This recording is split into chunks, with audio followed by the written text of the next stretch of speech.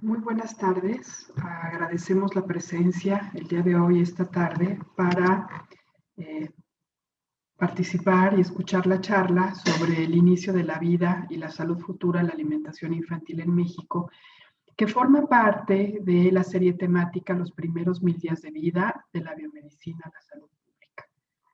Ya hemos tenido conferencias anteriores en las que como grupo de trabajo empezamos a mostrar el contexto, el panorama de la salud de los niños y las mujeres en México, el concepto Doha y con este punto de partida la situación de la salud de las embarazadas en México.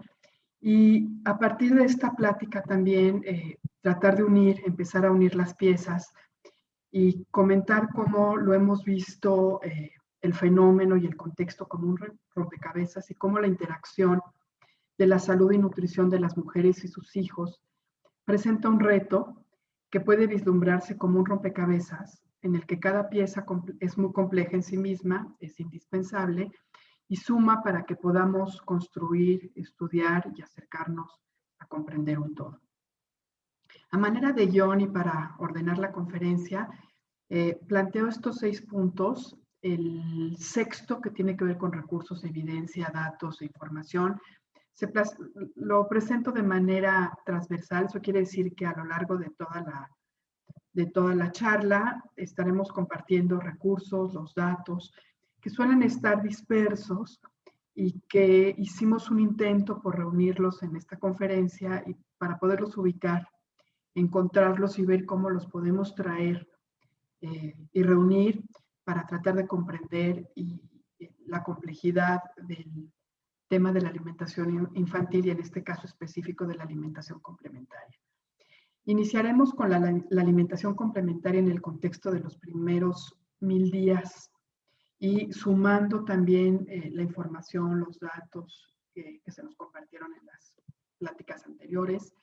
Seguiremos con las definiciones, el contexto de salud pública y las dimensiones o apartados que nos permiten ver una ventana de todo lo que hay, los temas y toda la información que hay reunidos, que se reúnen en el conjunto grande que puede ser el tema de la alimentación complementaria. Luego seguiremos con las prácticas de alimentación en México, algunas ideas sobre las intervenciones, cómo responde México y cómo construye la política pública para la atención de este problema o esta situación de la alimentación para los niños pequeños en nuestro país. Y como les mencionaba, a lo largo de toda de la plática, mencionaremos o pondremos a disposición la información sobre recursos, la evidencia, los datos y la información con las que contamos en este momento. En cuanto a la alimentación en el contexto de los primeros 1000 días, sabemos que el inicio de la vida, estos primeros días constituyen el punto de partida para la construcción de la vida en el futuro, la calidad de vida y la vida en el futuro, un periodo de vulnerabilidad y una ventana de oportunidad, que es un proceso de construcción que puede determinar la buena salud durante la niñez y la vida adulta. La nutrición es crítica en este momento, dado principalmente su rol en el crecimiento y desarrollo que en este momento se dan de manera acelerada y que se encuentran bajo la influencia de la modulación y los factores ambientales. A nivel global, este es un dato relevante, se podrían evitar aproximadamente 6% de las muertes infantiles con prácticas adecuadas de alimentación complementaria. El enfoque de curso de vida también es relevante y en el sentido de que pensemos a lo largo de esta plática que no conviene o no ayuda a simplificar ni los procesos, ni los momentos, ni la etapa de la vida, o sea, verlos de manera aislada, sino el permitir vernos la continuidad de la vida y la relación que hay entre diferentes etapas y a lo largo de ellas, también permite poder vislumbrar la panorámica y también la complejidad y poder empezar a entender y no perder de vista el efecto acumulativo de las diferentes condiciones de salud y enfermedad, la interrelación que se da a lo largo de las diferentes etapas de la vida, desde el inicio hasta la vida adulta y la vejez. Con este esquema, considerando que nos da mucha mejor visión de la situación, el curso de vida, que con esta visión, si insertamos 2000 días de vida que van que inician desde la gestación, abarcan el nacimiento, el periodo de lactancia y de alimentación complementaria, yéndonos hasta los 2 años de vida, y vislumbrando este esquema como piezas de rompecabezas, cada una de estas etapas se compone de muchas de ellas. Creo que este esquema nos permite ver el momento en el que estamos, del que vamos a hablar hoy, pero además cómo sumamos diferentes piezas que podemos ir separando y entendiendo de manera separada, pero finalmente podemos ver como un todo.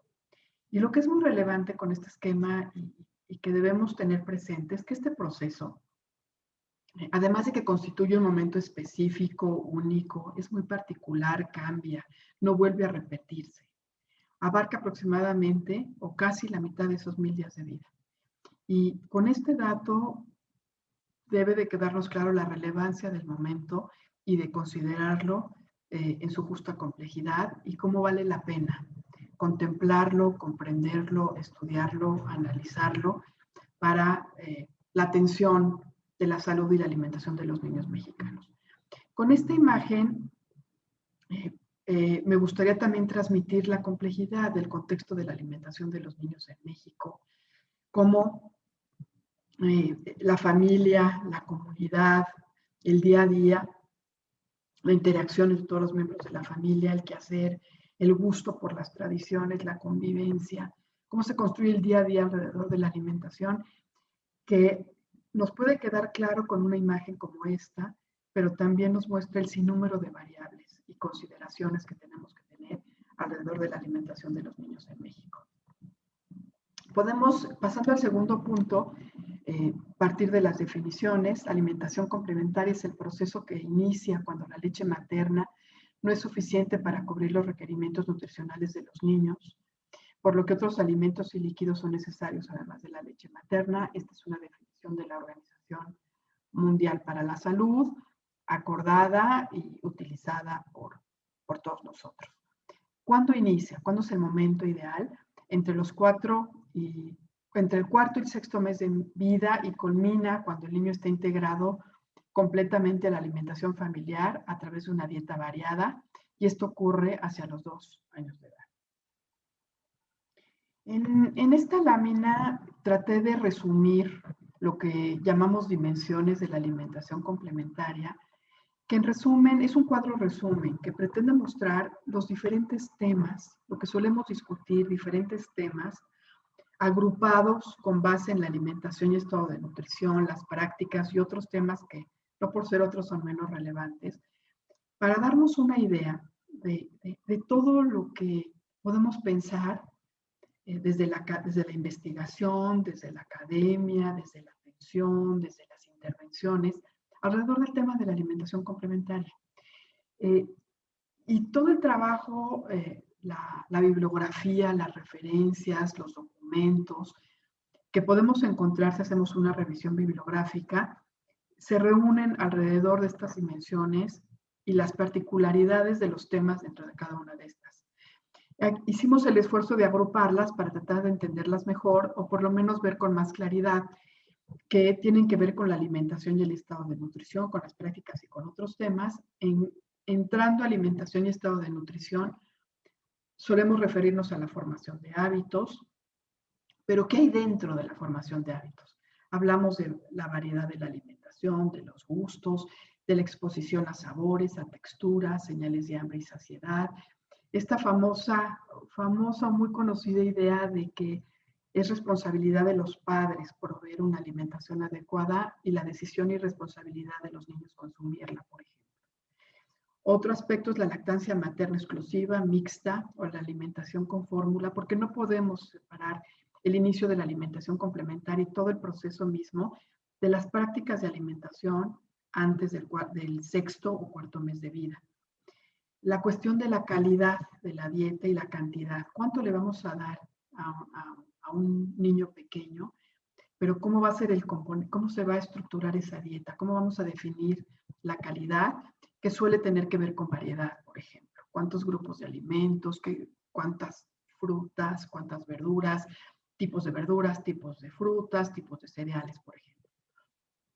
También tiene que ver con la prevención de malnutrición y deficiencias específicas. Es un objetivo de la alimentación complementaria adecuada, considerar la densidad nutrimental, el aporte de hierro, proteínas, energía, yodo, vitamina A, D, zinc, ácidos grasos esenciales, por ejemplo, y también las bebidas son importantes. Las prácticas, temporalidad, ¿cuándo? La suficiencia de la leche materna para cubrir los requerimientos, tener el conocimiento de cuándo ya no es suficiente. Y también cómo se relaciona con la maduración y el desarrollo neurológico. ¿Cuál va a ser la secuencia? Aparentemente no hay evidencia que una secuencia específica tenga que seguirse, sino tiene más que ver con el momento de iniciarla y la manera y la temporalidad y las cantidades.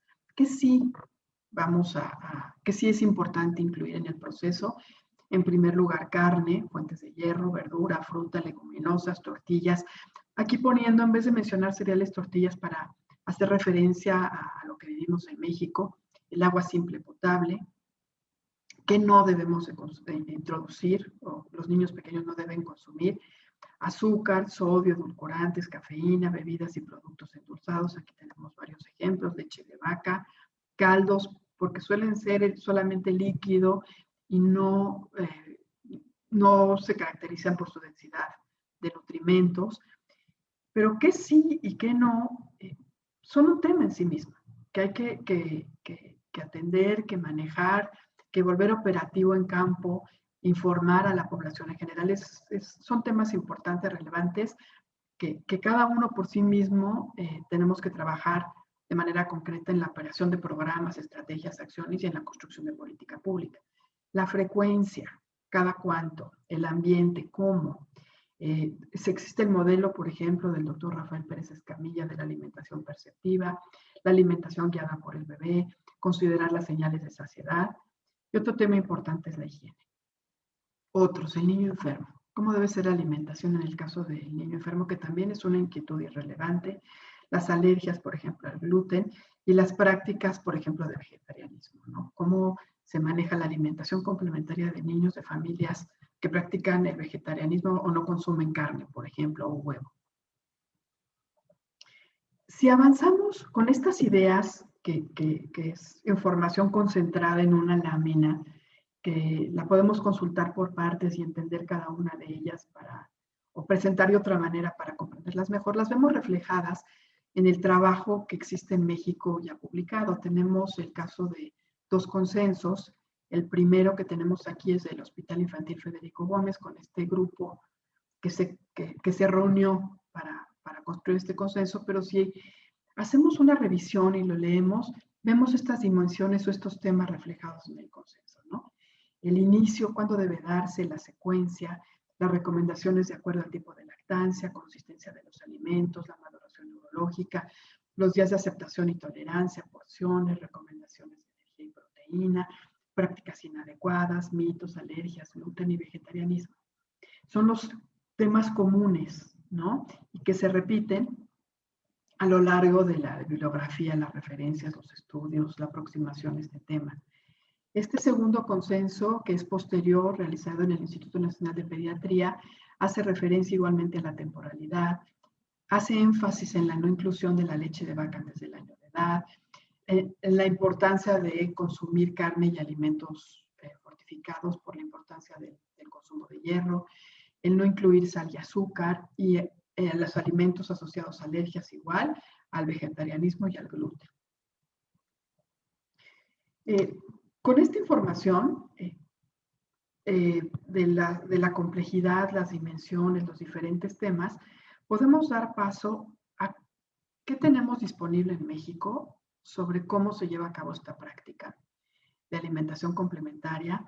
Y existe la información, principalmente la tenemos detallada y para ser ya utilizada a mucho detalle a partir de informes del ENSANUD 2012 que nos muestra la descripción de las prácticas, como mencioné, a mucho detalle de alimentación complementaria y también en mucho detalle en cuanto a las fuentes de energía y nutrimentos para niños menores de 2 años. Son informes grandes, detallados, que pueden consultarse, pero los hallazgos principales son la falta de apego o seguimiento a las recomendaciones nacionales, no solamente nacionales, sino internacionales, a lo que establece la Organización Mundial de la Salud y a lo que se establece en México. Y tiene que ver con que estas prácticas se inician antes de tiempo, antes del 4º mes de vida, 6º y 4º mes de vida, y que podemos notar un consumo temprano y elevado de alimentos de alta densidad energética. Esto es un problema global, es un problema de salud pública global y es relevante ubicarlo en la coyuntura mundial porque no es una problemática mexicana, aunque sí la particularidad de nuestra cultura, nuestro contexto mexicano, economía, social, sociedad, etcétera, sí nos obliga a ubicar o vislumbrar estas prácticas en el contexto muy particular mexicano. Pero si hacemos una revisión de la literatura, encontramos que a nivel mundial, la calidad de la dieta de países de ingresos medios y bajos se parece mucho a lo que sucede en México. Las prácticas de lactancia materna y alimentación complementaria no son las recomendables de manera general. Sí se destaca el bajo consumo de verdura y fruta y destaca la elevada densidad energética y baja densidad nutrimental de los alimentos y productos que se introducen al inicio de la vida.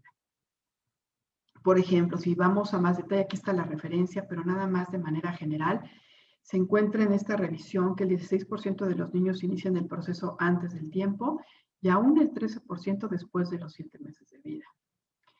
En este estudio encuentran, por ejemplo, que en un día determinado los niños de entre 1 y 2 años de edad y menos de la mitad de los niños habían consumido, de este grupo, menos de la mitad de los niños habían consumido una verdura y 1 de cada 3 habían consumido ya una bebida azucarada.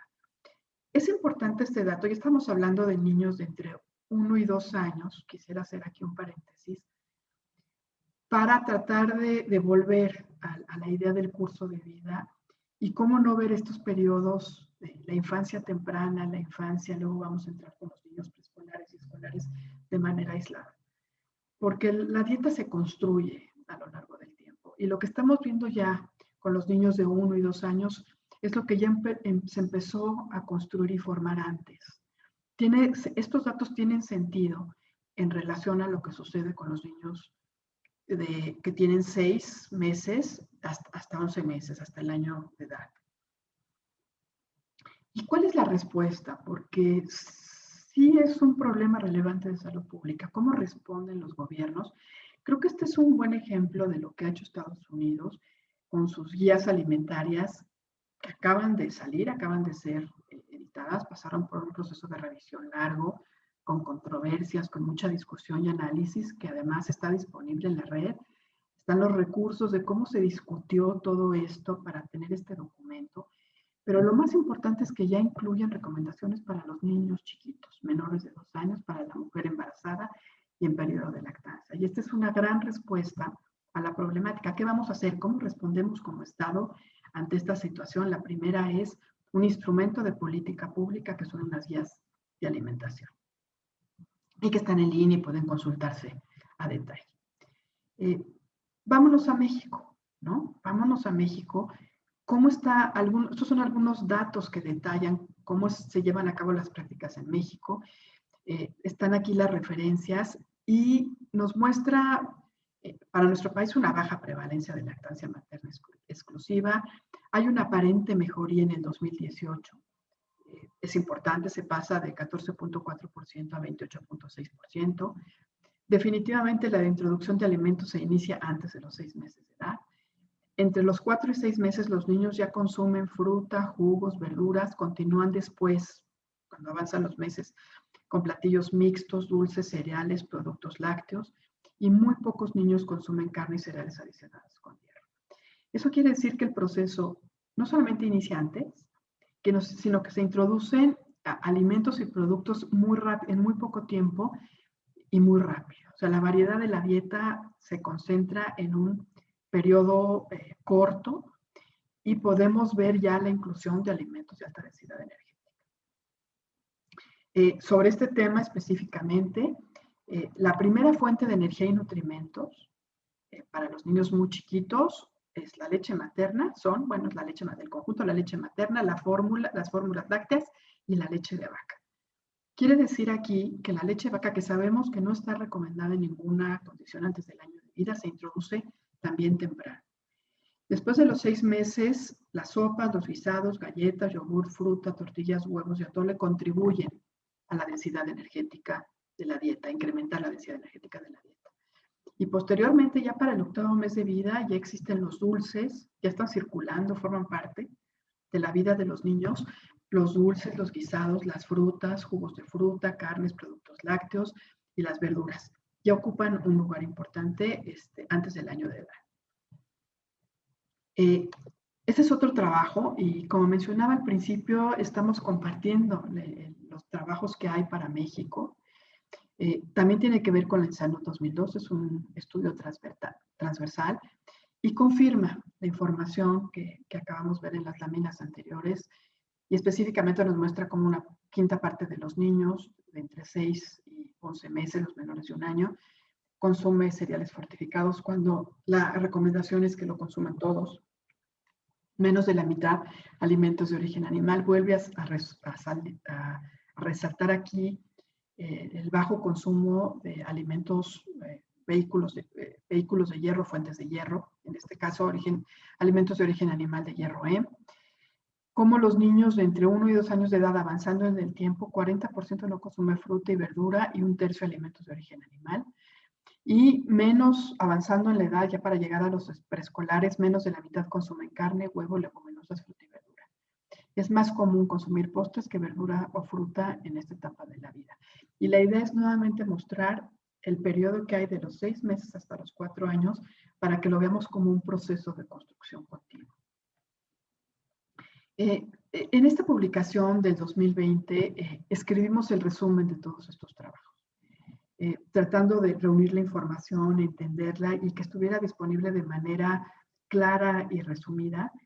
Y también para mostrar que coincidir en que no se siguen las recomendaciones en cuanto al momento y qué es lo que se introduce y al consumo temprano en la vida de elementos de elevada densidad energética, ver una foto integral, completa, de cómo se va construyendo a lo largo del tiempo nuevamente. Que no se trata de un solo producto, que no se trata de un solo momento en la vida, que no se trata de un momento aislado y de un producto aislado, sino cómo podemos ver que empezamos con leche de vaca, que todas las recomendaciones nos dicen que no debe iniciarse antes del año de vida, y cómo a partir del 6º mes ya tenemos dulces, sopas, guisado, pan, tortillas, arroz, jugos de fruta, yogur, galletas, atole, destacando en rojo lo que inmediatamente nos incrementa la densidad. Y como a partir del año de edad vemos que ya tenemos sándwiches, tortas, tamales, atole, bebidas azucaradas. Cómo se vuelve complejo, cómo se vuelve compleja la dieta de los niños en México. A manera de resumen, destacando, creemos estos aspectos que son importantes. Las bebidas endulzadas, postres, dulces, cereales endulzados se introducen temprano. Después del año de vida, el pan dulce, frijoles, carnes, cereales endulzados, botanas, sándwiches, tortas, tamales y las bebidas suman a la dieta. Las fuentes de hierro, que queremos que estén presentes desde el 4º o 6º mes de vida, se introducen tarde, la carne se introduce tarde. Tenemos un muy bajo porcentaje de niños que consumen cereal fortificado. El consumo de leche de vaca se incrementa rápidamente y es la 4ª fuente de hierro antes del año de edad. Después de las fórmulas lácteas, sopas, guisados y leche materna. Y esto es relevante porque ninguno de estos productos, preparaciones, alimentos son fuente importante de hierro. Entonces, que sea la 4ª fuente, pues nos dice que el aporte de hierro en la dieta es bajo. La leche de vaca, huevo y tortillas pasan a ser las principales fuentes de hierro después del año de edad.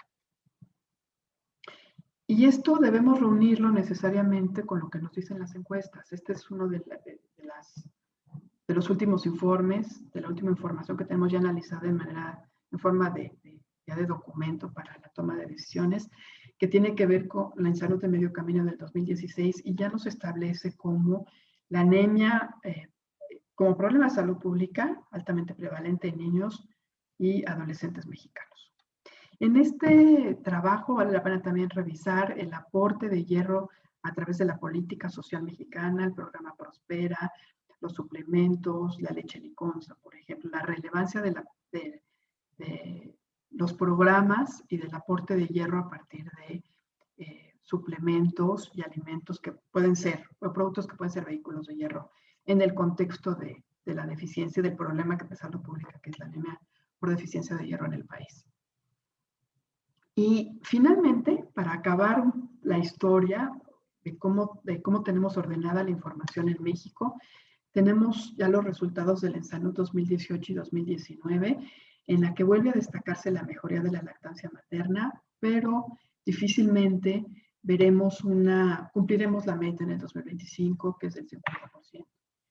Solamente el 50% de los niños consumen alimentos ricos en hierro y sí se nota una disminución en la diversidad de la dieta. Y aquí debemos entender diversidad como un indicador de calidad. Cuanto más variada es la dieta, más posibilidad tenemos de mejorarla. Esta disminución en la diversidad es preocupante, es un aspecto muy concreto en el que debe de trabajarse, es un componente de las dimensiones que mencionábamos en un principio, que la tenemos incluida en alimentación y estado de nutrición, y que debería de formar parte de los mensajes de orientación alimentaria. En este trabajo hacen referencia, la definen como el número de grupos de alimentos que se incluyen. Cuantos menos grupos se incluyen, menos diversa es la dieta. Y sin embargo, también encontramos aquí cómo es una problemática global, cómo sí es un indicador de la dieta de los niños chiquitos y cómo a nivel global solo el 28% de los niños entre 6 meses y 2 años tiene una dieta variada. Para nada, únicamente para complementar y dar a conocer y compartirles el trabajo que se ha hecho también en este sentido, existe este trabajo publicado en el 2015, lo escribimos y publicamos en ese año, tiene que ver, se refiere a población urbana mexicana, es un grupo de población muy específico y que se analizó qué comía esta población a través de cuestionarios de frecuencia de consumo. Y de manera muy rápida podemos ver cómo esta gráfica es bonita porque ya no nos muestra solamente un alimento o un producto, nos muestra cómo se compone la dieta, ¿no? Y tenemos leguminosas, alimentos de origen animal, verduras, agua sola, para la hidratación, yogurt, caldos, frutas frescas. El tema de los caldos es muy interesante y que creemos que es importante, estamos contentos que se incluyó en este momento porque nos da mucha claridad también de prácticas mexicanas, ¿no? Muy mexicano el consumo de caldos para los niños chiquitos, frutas frescas, alimentos de alta densidad energética, cereales sin azúcar, alimentos y bebidas azucaradas de baja densidad nutrimental. Vemos cómo todo va incrementando con el tiempo, evidentemente, conforme los niños crecen. Reafirma lo que habíamos comentado con anterioridad, cómo la dieta de los niños va incrementándose en cantidad y también hay una mayor variedad. Y aquí marcamos con rojo un dato que consideramos relevante, ¿no? Cómo los alimentos y bebidas azucarados ya forman parte de la dieta de los niños en etapas muy tempranas. Aquí tenemos el caso de los lácteos y derivados. Se consumen de muchos tipos. Está la fórmula infantil, están productos lácteos de origen vegetal, está el yogur regular, está la leche entera ya incluida, la leche semidescremada. Entonces, dentro de cada grupo, digamos, hablando de lácteos, hay muchos productos que forman parte de ese gran conjunto y que también son un componente que le da variedad. No podemos nada más pensar en los lácteos, sino de qué lácteos estamos hablando. En el caso de los cereales y tubérculos, este nivel de detalle también es muy interesante, porque aquí incluimos todos los pastelillos, pan dulce, galletas dulces, forman parte de la dieta de los niños. las botanas, las frituras, el arroz, la pasta, los cereales derivados de grano entero, tubérculos.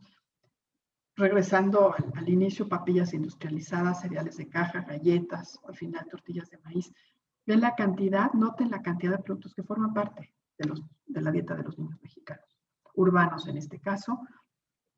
Lo mismo sucede para los alimentos de origen animal. Aquí vemos una gran variedad. El azúcar está presente en la vida de los niños desde muy temprano. Los caldos, esto es importante porque los caldos se suelen preparar, es solamente el caldito, sin mayor líquido, sin mayor, no van con verduras, no van con carne, no son un vehículo de nutrimentos, pero la importancia del consumo de caldos en México hay que notarla.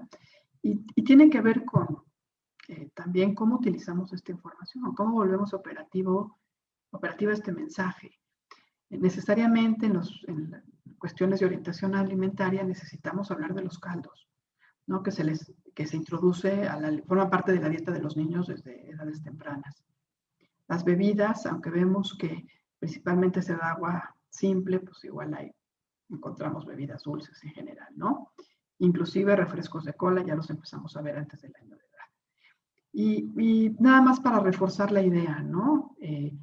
Cómo lo que sucede con los preescolares y escolares tiene la lógica de lo que sucedió antes. Es un proceso que se forma, se arma y se construye nuevamente, ¿no?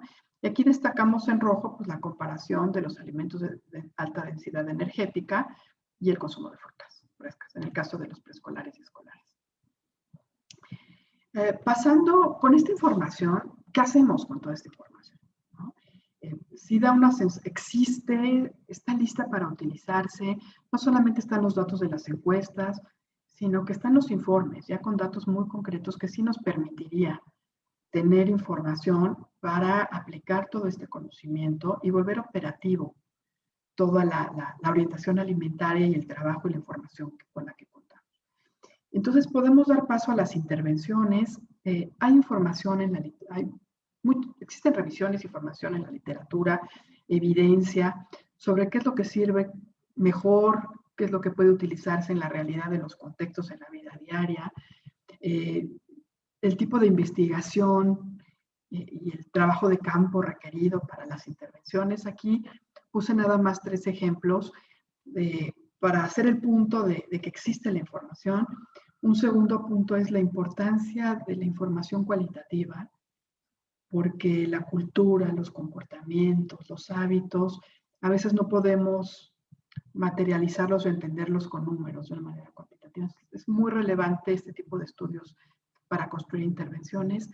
Y el caso muy importante de México, el trabajo mexicano, que se nota no solamente por el cúmulo de información, datos y evidencias, sino por el trabajo operativo. En este caso, la estrategia CIAN, que se operaba en el contexto de Prospera para la atención de la población vulnerable, es muy importante porque se llevó a cabo, está evaluada, operó en campo toda esta información para llegar a la población vulnerable mexicana en temas de alimentación y nutrición.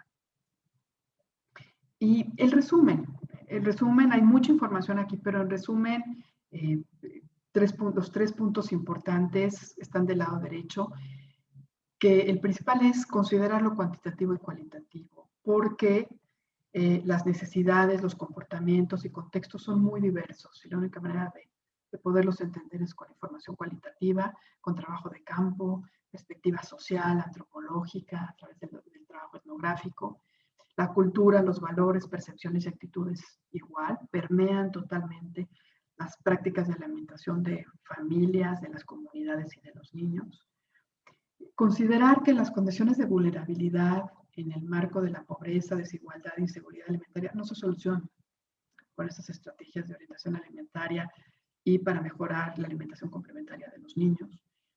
Que las estrategias suelen pueden tener varios componentes, pueden estar enfocadas solamente a orientación alimentaria, a entregar y apoyar con productos que sean vehículos de nutrimentos o a proveer alimentos y orientación alimentaria o reunir todo junto, hacer un paquete que ya nos lleva al reto. El reto real es poder implementar programas de alta calidad y diseño sostenibles y operativos a gran escala y con resultados en el corto, mediano y largo plazo.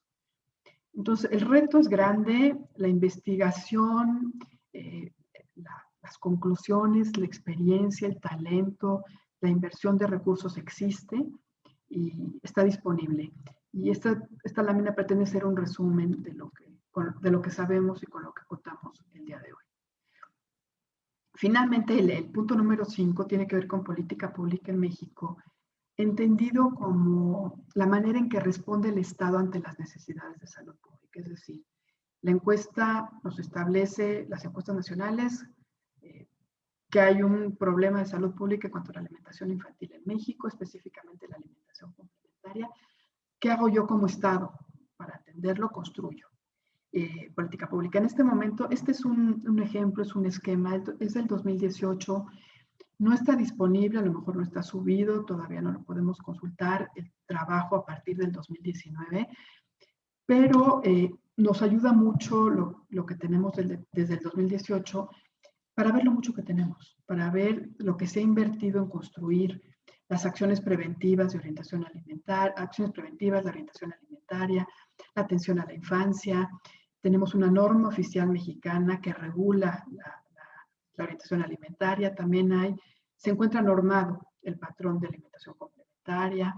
Hay estrategias para la atención al embarazo, por ejemplo, para la regulación de publicidad y etiquetado para promover una alimentación correcta. Existen lineamientos para la alimentación escolar, promoción de la lactancia materna exclusiva. Quiere decir que sí tenemos una base importante, una estructura programática importante, sustentada en política pública, para poder operar la evidencia y los datos que tenemos disponibles y hacerlos llegar a la población mexicana. ¿Cómo hemos respondido igualmente en el tiempo? Son décadas de trabajo, desde la reforma del artículo 4 de la Constitución para cumplir el principio del interés superior de la niñez. En el 2014, la Ley General de los Derechos de las Niñas, Niños y Adolescentes. Tenemos el sistema que formula y ejecuta la política pública, es el instrumento de coordinación del Estado en materia de protección de las niñas, niños y adolescentes. Esto simplemente enumerarlo, ¿no? La cantidad de regulación, de legislación, de normas, de leyes y estrategias y programas que tenemos disponibles. Quisiera destacar el caso de la NOM 043. Suelen ser aburridas las normas. Muy pocas veces nos molestamos en leerla a detalle y ver de qué se trata. Considero que en ese momento es importante. En primer lugar, sí decir, como preámbulo, que necesita actualizarse. Deberíamos estar pidiendo y empujando que existe una convocatoria pronto para actualizar esta norma. Sin embargo, observancia obligatoria existe. Es para los profesionales de la salud y ya la orientación alimentaria en el país quiere decir que está normado. Vale la pena leer la introducción porque lo explica bien. La alimentación complementaria está definida y el grupo de niños de 6 a 12 meses está incluido. En el anexo, en uno de los anexos, es muy relevante cómo se hizo un trabajo, fue un trabajo largo, muy discutido, muy analizado, pero finalmente es un acuerdo de cómo debe llevarse a cabo la alimentación complementaria en el país. Y aunque muestra un esquema en tiempos y no hay claridad sobre qué tan importante es apegarnos exactamente a este esquema, sí nos da un camino que puede ser transitado de manera clara a través de este esquema. Este es con el que contamos ahorita. Nos da una estructura en el proceso con tiempos, momentos, tipo de alimentos. Se enfatiza el consumo temprano de alimentos con hierro, verduras, frutas, cereales a los 6 meses. Sí se especifica el consumo de leche de vaca y cítricos para pasarlo después del año. Se refuerzan los mensajes de carne, verduras ricas en vitamina A y agua simple potable. Es muy importante la variedad, el tamaño de las porciones, moderación de azúcar, endulzantes artificiales y sal. Contrastemos esto con lo que está ocurriendo en la actualidad. O sea, sí tenemos el instrumento de observancia obligatoria. ¿Cómo lo vamos a traducir para tener impacto en mejorar la alimentación de los niños mexicanos cuando sabemos los datos de las encuestas nos dicen que no ha mejorado y que no estamos llegando a manejar la orientación alimentaria y este tipo de información ya a nivel de la población y de las familias. El caso de la Estrategia Nacional de Atención a la Primera Infancia es importante porque tenemos el instrumento, existe, está acordado, lo podemos ver, es físico, en línea. Si no existiera nada sería muy complicado, pero ahí está, ¿no? Está y listo para operar. Incluye todo el marco de atención a los niños en el contexto de el cuidado cariñoso y sensible. Tiene mucho que ver con esta idea también del modelo de alimentación perceptiva y el trato y cuidado a los niños. Y está incluida la nutrición. Entonces, si está incluida aquí, vamos de gane. O sea, tenemos cómo trabajar el tema de alimentación y nutrición en el marco de esta estrategia. Esta es la representación de la ruta de trabajo para la atención. Tiene incluido la visión del curso de vida, marqué en verde los aspectos de nutrición y alimentación. Mi único comentario, creo, es que deberíamos incluir el ácido fólico en la etapa pregestacional, a las mujeres jóvenes que no se han embarazado pero que piensan embarazarse, pero se contempla el hierro, el ácido fólico, la orientación alimentaria, todo el proceso de alimentación complementaria está incluido, la dieta adecuada, nutritiva, segura, es importante. O sea, contamos con la herramienta de política pública para operar en favor de la nutrición y alimentación y salud de las mujeres y niños mexicanos. ¿Qué sucede, no? Finalmente, ¿en qué momento estamos ahorita? Estamos en la pandemia por la COVID. Eso es algo que no podemos sacar y que ha afectado la vida de todos, probablemente los indicadores de salud, alimentación y nutrición. Esto es uno de los últimos datos. Tenemos encuestas posteriores, pero en general los datos, la información es buena. Se observa un incremento progresivo de la prevalencia combinada de sobrepeso y obesidad en población vulnerable. Y algo muy importante es que en mujeres adolescentes se observó uno de los mayores aumentos. Eso quiere decir que las mujeres jóvenes que se van a embarazar han mostrado un incremento en el sobrepeso y obesidad, lo cual debería ser una señal de alarma para su atención, porque el inicio del embarazo en estas condiciones podría implicar riesgos y otra situación de salud pública relevante para ellas y para sus hijos. Así empezamos, así estaba el mundo antes de la pandemia por la COVID. No eran números buenos y probablemente los que nos encontremos en unos meses y años van a ser peores, podremos decir. Ya en el 2019 el hambre llevaba 3 años sin disminuir, la obesidad seguía creciendo. En este momento las hambrunas, por ejemplo, en Yemen, en África, nos muestran un panorama grave, desalentador, que amerita las acciones de emergencia a nivel mundial para el alivio en estas regiones por conflictos civiles y cambio climático. Aquí tenemos, esto es un trabajo importante porque en la Universidad Iberoamericana, el grupo que trabaja en Equide, ya tiene datos para México en el contexto de la pandemia y ya nos muestra información sobre cómo hay hambre y cómo ha disminuido la calidad de los alimentos que consumimos en México. Exactamente, o sea, lo que nos están diciendo es que hay un impacto en la seguridad alimentaria y probablemente en el estado de nutrición de los grupos vulnerables. Estos son los datos del 2018 del Banco Mundial, UNICEF y la Organización Mundial de la Salud, y de los niños, hablando de sobrepeso, emaciación, baja talla. ¿Cómo esto no ha cambiado? Se ha mantenido estático. Estos son datos del 2020, reflejando el 2019, antes de la pandemia. Y México es preocupante. Estamos aquí hablando arriba, en el color moradito claro del sobrepeso. Estamos en el nivel medio. Y en nivel de talla baja, estamos también en medio. Entonces, podemos ver la foto de la malnutrición, la combinación de talla baja con sobrepeso y obesidad en la población mexicana, que nos debería llevar también a la preocupación y al alto en el camino y a la acción inmediata en el sentido de la atención a este panorama y contexto. con todo esto que hemos conversado, finalmente ya vemos la capacidad de respuesta de México y cómo podemos contribuir desde diferentes ámbitos en este sentido de la política pública. Este es un trabajo que hemos hecho con salud, cómo empezamos hace algunos años a discutir y analizar el tema de la diabetes con una publicación en Nutrition Reviews sobre prevención, enfermedades crónicas en México, en la que ya hablábamos de la obesidad durante el embarazo y la diabetes gestacional, cómo lo unimos con un trabajo de actividad física en escolares, cómo lo unimos al trabajo de alimentación en población urbana mexicana y cómo concluimos que el problema inicia antes de la edad escolar y esto nos lleva inmediatamente a pensar en los primeros 1000 días de vida.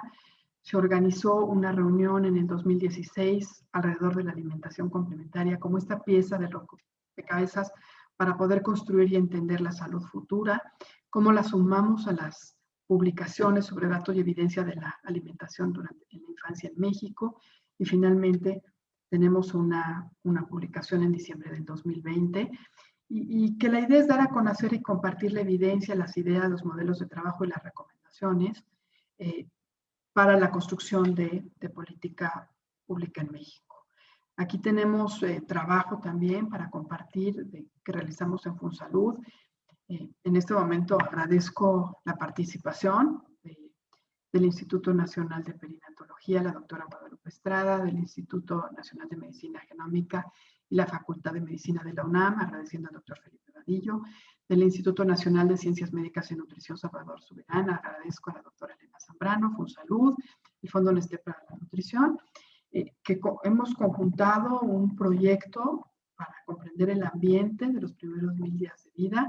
Si nos vamos hasta el final, a la aplicación del conocimiento, en este momento estamos listos, el proyecto, el grupo de trabajo para construir los programas de atención prenatal, de inducción a la lactancia para mejorar la alimentación complementaria y los modelos de atención primaria del control prenatal. A manera de conclusión y siguientes pasos, creo que lo que vale la pena resaltar es que la situación de malnutrición obliga a que la alimentación durante la infancia forme parte de las estrategias nacionales de promoción de la salud y prevención de enfermedades. Sabemos que en México es un tema visible, tenemos legislación, tenemos una agenda, opera y se cuenta con instituciones y los mecanismos de coordinación. La alimentación complementaria es un proceso complejo y es mucho más que establecer qué dar y cuándo darlo a los niños chiquitos. El proceso y lo que acontece en este momento de la vida, en este espacio de la vida, no da espacio, no debería de dar espacio para incluir productos de elevada densidad energética y baja densidad nutrimental. O sea, no hay manera de que estos se embonen en ningún momento. Y que es, de manera muy específica, consideramos que es muy relevante impulsar la propuesta para construir guías de alimentación mexicanas para embarazadas, mujeres en periodo de lactancia y menores de 2 años. Porque contamos con todo lo anterior. Contamos con la estructura, contamos con la política pública, con la legislación, con las instituciones y con los mecanismos de coordinación, con la evidencia, los datos y la información.